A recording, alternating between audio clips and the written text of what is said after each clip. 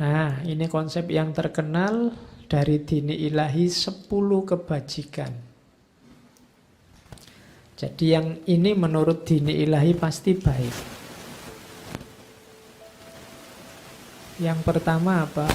Berpikiran bebas dan murah hati. Berpikirlah, luaskanlah wawasanmu, jangan terjebak sekat-sekat, dan murah hatilah. Itu kebaikan.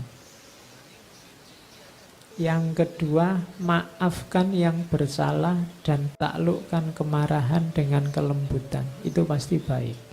Berarti kebalikannya jelek. Dendam itu jelek. Kemudian marah-marah itu jelek. Sama siapapun tentang apapun. Tidak setuju tidak masalah, tidak cocok tidak masalah, tapi jangan dendam. Jangan marah-marah. Taklukkan kemarahan dengan kelembutan. Inti ajarannya hampir semua agama itu untuk melawan nafas amarah. Menaklukkannya apa? Pakai kelembutan. Yang ketiga, latihan puasa menahan diri dari dorongan duniawi. Ini baik. Lawannya berarti jelek. Lawannya apa? Tergelincir, tergoda oleh dorongan duniawi. Kita butuh dunia ya, tapi jangan jatuh cinta sama dunia. Kita butuh makan ya, tapi jangan orientasi hidup hanya makan. Karena makan itu untuk mendukung hidup. Kan kamu sering ada orang tanya secara guyon, makan untuk hidup apa hidup untuk makan? Jawaban filosofisnya harus makan untuk hidup. Jangan hidup untuk makan. Dan jangan tergoda oleh dunia. Bahwa kamu menikah ya, bahwa kamu punya anak ya, bahwa kamu kaya ya, tapi jangan tergoda oleh dunia. Terus yang keempat, tidak terikat dengan dunia materi. Yang kelima, hati-hati jangan emosional menghadapi pro dan kontra. Kenapa jangan emosional? Pro kontra itu wajar. Tidak usah kagetan, tidak usah gampang galau kalau pendapatmu disetujui atau dibantah oleh orang. Kalau tindakanmu diiyakan atau ditidakkan oleh orang. Tidak apa-apa, dunia itu memang begitu. Ada yang setuju, ada yang tidak setuju. Terus jalankan kebajikan dengan berani. Kalau kamu yakin itu kebaikan, jalankan, tidak perlu takut-takut. Kan dalam agama ada gium, kalau dalam sufi itu ada gium. Ini kadang keras, kadang lembek. Kalau mikrofon kan tidak apa-apa, marah-marah keras.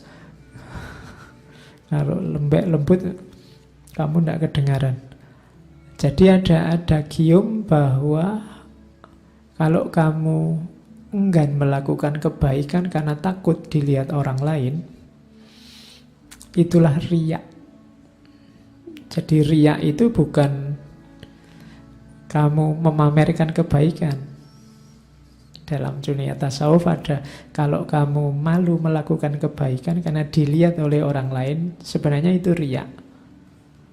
Lah kalau pamer, kalau kamu memamerkan kebaikan itu sebenarnya lebih dari riya, itu musyrik. Kenapa? Ketika kamu pamer kan ada sombongnya. Kesombongan itu musyrik, syirik kecil. Jadi justru gayamu yang tidak mau dilihat orang lain itu sebenarnya pamer. Misalnya Jumatan ada kotak muter, saya mau ngasih tapi tidak usahlah nanti dilihat orang lain kayak orang sodako aja, tidak. Kalau biasanya rajin tahajud, begitu nginep di rumah temannya terus nggak enak mau tahajud, dianggap anak soleh lagi. Itu sebenarnya riya. Kalau mau sholat, sholat aja tidak masalah. Orang mau komentar apa, monggo. Nganggap kamu anak soleh apa tidak, monggo.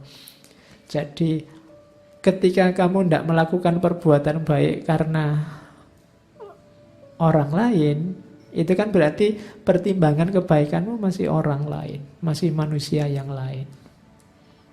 Jadi masih belum Allah langsung. Ya lebih parah lagi kalau kamu melakukan kebaikan ingin pamer. Di situ pasti ada kesombongan, dan kalau ada kesombongan ya musyrik.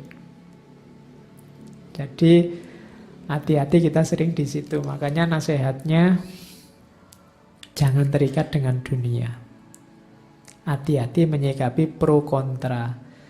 Lakukan kebajikan dengan berani, bersuaralah yang lembut, dan berucaplah dengan ramah. Terus baik pada orang lain, putus hubungan dengan keburukan dan dosa. Kalau punya teman suka melakukan maksiat, suka melakukan dosa, putus saja hubungannya karena merusak frekuensimu. Teman itu mempengaruhi. Terus mengabdi seutuhnya hanya pada Allah. Ini dikenal sebagai konsep kebajikannya dini ilahi. Ini mengambil intisari dari agama-agama. Kalau Islam kan kelihatan sekali tasawufnya. Karena yang seragam dari agama-agama ini kan kebanyakan dimensi batinnya. Bukan dimensi fikihnya, bukan dimensi lahirnya.